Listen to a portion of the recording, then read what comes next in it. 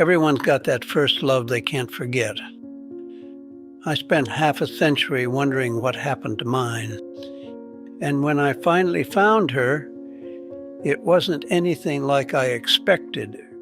I need to tell you something before I lose my nerve. My name is Richard, and I'm 82 years old. And for 50 years, I carried just one thing in my head. Evelyn.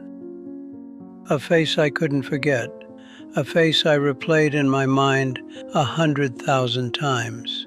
I was 19 when we met. Evelyn was 18. It was 1962, and we talked for a while, even had some photos from those days. Then one day she was just gone.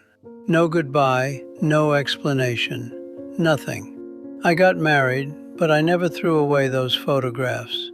Before you judge me, hear me out.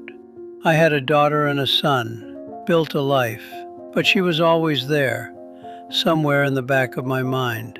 That unanswered question about what could have been, an unfinished story.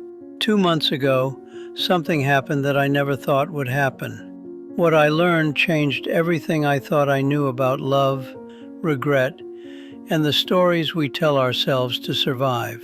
Let me take you back to 1962. I was working at my father's hardware store that summer, small town in Pennsylvania, the kind of place where everybody knew everybody.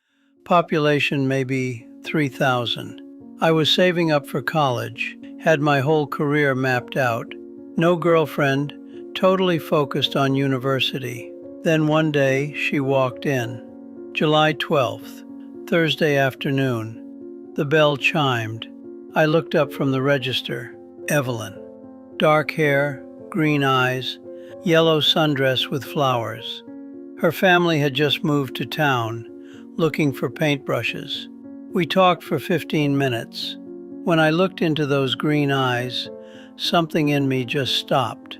When she left, I just stood there frozen, staring at the door. 2 days later, I saw her at the town fair. We rode the Ferris wheel together, bought a cake and shared it, talked until the lights went out. For the rest of that summer, we were inseparable. After work, we'd meet by the river.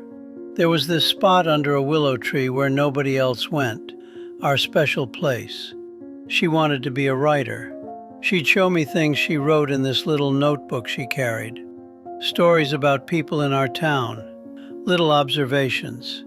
I'd tell her about the buildings I wanted to design, amateur sketches I'd drawn, bridges, skyscrapers. She listened like what I was saying actually mattered. We made plans. After college, we'd travel together, come back and build a life from scratch. I was young. I thought love was enough.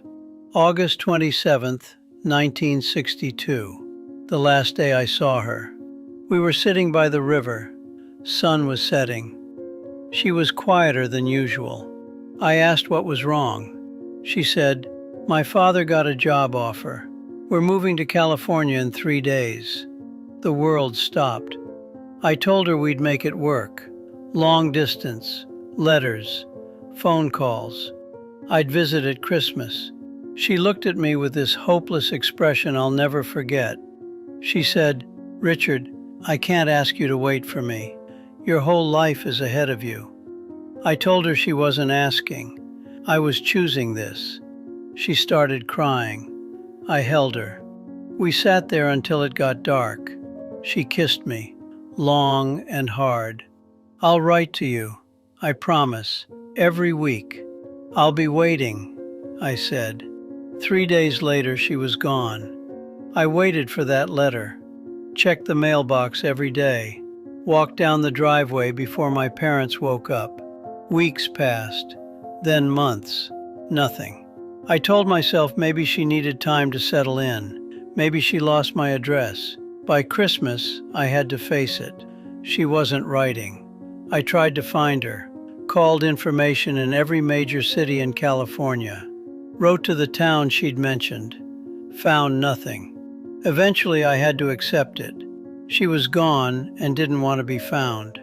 I went to college, Met a girl named Patricia, kind, smart, steady. We got married in 1967, had 2 kids, bought a house. I worked at an engineering firm. She taught elementary school.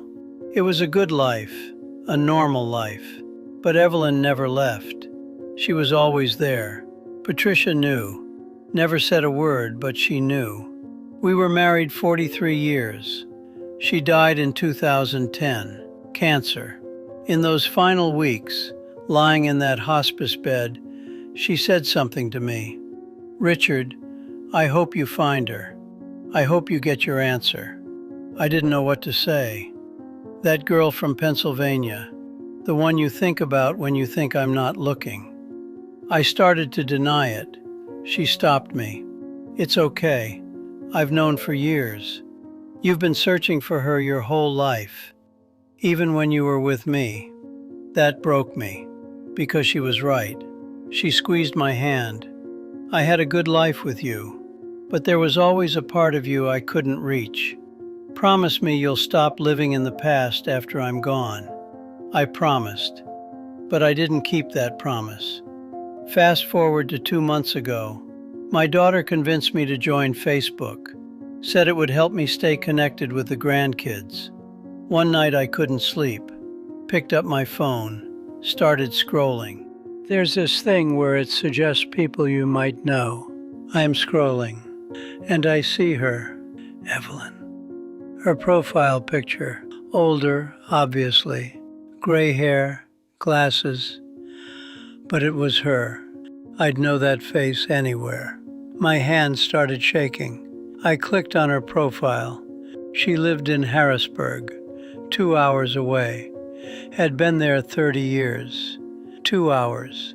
For 30 years, just 2 hours away. I sat there for an hour trying to decide what to do. I sent her a message. "Evelyn, it's Richard, from Pennsylvania, from 1962. I've thought about you every day for 50 years. I'd love to hear from you." I didn't sleep that night, kept checking my phone, nothing. 3 days later, "Richard, I remember you. I'd be happy to meet. Are you free this Saturday?" We met at a coffee shop halfway between our towns. I got there 30 minutes early, sat by the window, watched every car pull in. Then I saw her walking across the parking lot. We sat down, ordered coffee, made small talk for a few minutes. Then I asked the question I'd been carrying for 50 years. "Why didn't you write to me?" She looked down at her coffee. "I did. I didn't understand. I wrote to you every week for a year, 52 letters. You never responded. So I stopped. I felt like the floor dropped out. I never got them, not a single one." She looked at me, and I saw it. The same pain I'd been carrying. She'd been carrying it too.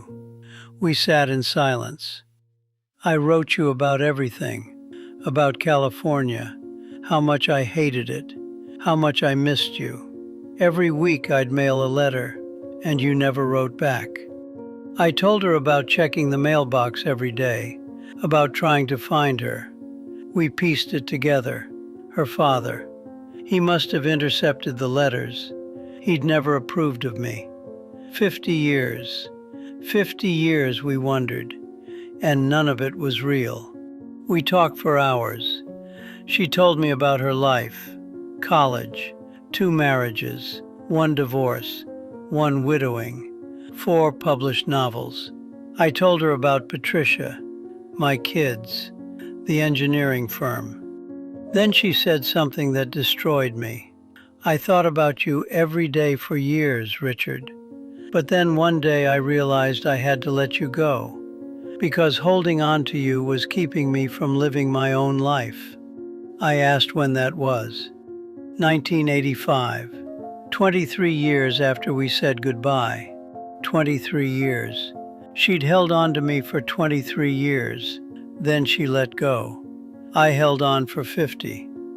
We stayed in touch after that meeting, texted a few times. She sent me her books, I read them, but something had changed.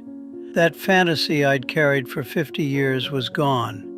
In place of that dream, there was a real person, a woman with her own life, her own history. We weren't those kids by the river anymore.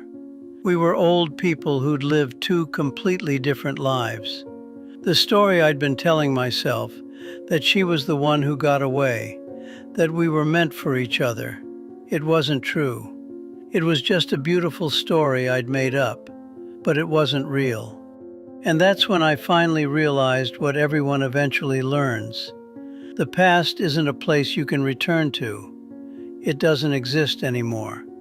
I spent half a century in love with someone I'd built up in my mind, a fantasy character, a version of a person who didn't exist anymore. And in doing that, I missed the life I was actually living. I missed the beautiful moments with Patricia, the woman I married and spent 43 years with. Real moments I didn't need to make up.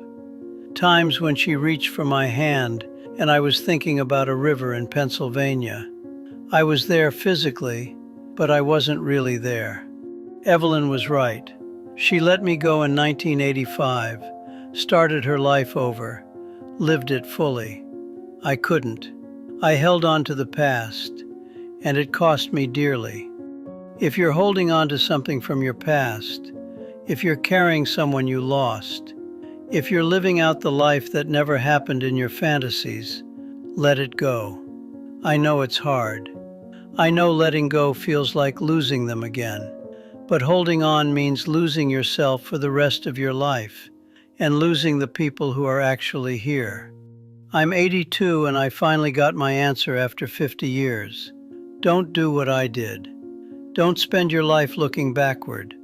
Think about the people in your life right now. They're real and they're with you. I wish I could go back and tell 19-year-old Richard this. I wish I could tell 30-year-old Richard, but I can't. All I can do is tell you, let it go. Live now. Be here. Stay here. Because one day you'll be my age. And you'll look back. And you'll realize the thing you were searching for was never as important as the things you already had.